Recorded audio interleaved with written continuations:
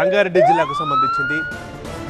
నిజంగానే దారుణం ఇది. ఎందుకంటే ఎక్కడైనా ఒక హత్య చూస్తాం లేదా రెండు చూస్తాం కానీ ఇక్కడ 6 కత్తితో పొడిచి చంపాడు రాజ్ కుమార్ అనే 28 ఏళ్ల నిందితుడు. 6 హత్యలు చేశాడు ఒకేసారి. ఇంత దారుణం. ఇక షాకింగ్ న్యూస్ ఇది. భార్యని 2 పిల్లల్ని చంపాడు. అంతకన్నా ముందు మరో 3 చంపాడు. మనం చూస్తున్నాం ఫోటోలో ఉన్న ఈ నిందితుడే 6 హత్యలు చేశాడు. ఇంతకీ ఎందుకు చేశాడు అంటే తనపై పోక్సో కేసు నమోదైంది. అతను జైలుకు వెళ్ళాడు. ఈ కక్షతోనే ఎవరైతే పోక్సో కేసు పెట్టారో ఆ కుటుంబాన్ని చంపేశాడు. ఈ సంవత్సరం మే 16న బాధితురాలి తల్లి కేసు పెట్టింది ఇతడిపై పోక్సో. సో బెయిల్ పోయి తిరిగి వచ్చి కక్షతో బాధిత బాలికని, తల్లిని, నానమ్మని, వాళ్ళ కుటుంబ సభ్యులను మొత్తం 3 పొడిచి చంపేశాడు నిందితుడు రాజ్ కుమార్. ఇటు ఇంటికొచ్చి తన భార్యని, పిల్లల్ని కూడా చంపేశాడు. ఈ దారుణం షాబాద్ మండలం దైవాలగూడలో జరిగింది. అందుకే ఈ ఒక్కసారి దారుణం చూసి ప్రజలంతా దిగ్భ్రాంతికి గురయ్యారు.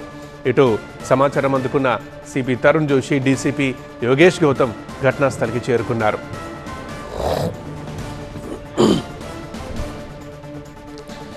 మా కరెస్పాండెంట్ అనిల్ ఉన్నారు, ఫోన్ లైన్లో మాట్లాడదాం. అనిల్, ఏంటి మరి 6 హత్యలు? ఇంత దారుణం ఎలా జరిగింది?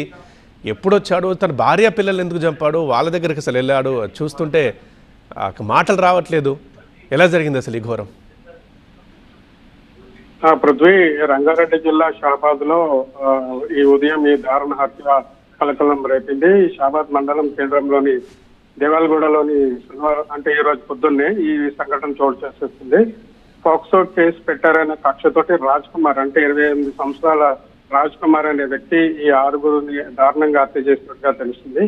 ఇక బాలికను వేధించాడని బాధితురాలు తల్లి మే 16న ఇచ్చిన ఫిర్యాదు మేరకు పోలీసులు పోక్సో కేసు పెట్టి రాజ్ కుమార్ ని అరెస్ట్ చేశారు. అయితే బెయిల్ పై తిరిగి వచ్చిన నిందితుడు తెల్లవారుజామున 6 హత్య చేసినట్టుగా ఇది తెలిసింది. అయితే హత్య చేసిన విషయాన్ని తల్లిదండ్రులకు తానే స్వయంగా చెప్పాడు.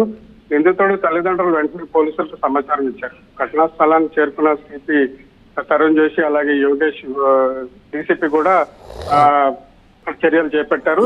అయితే బాధిత బాలిక తల్లి, అలాగే తల్లి లక్ష్మి, అలాగే నానమ్మ రత్తమ్మను, అలాగే తర్వాత మళ్ళీ ఇంటికి వచ్చిన తర్వాత తన భార్య సరిత, 3 ఏళ్ల కుమార్తె మళ్ళీ 2 ఏళ్ల కుమారుణ్ణి కూడా, అంటే మొత్తం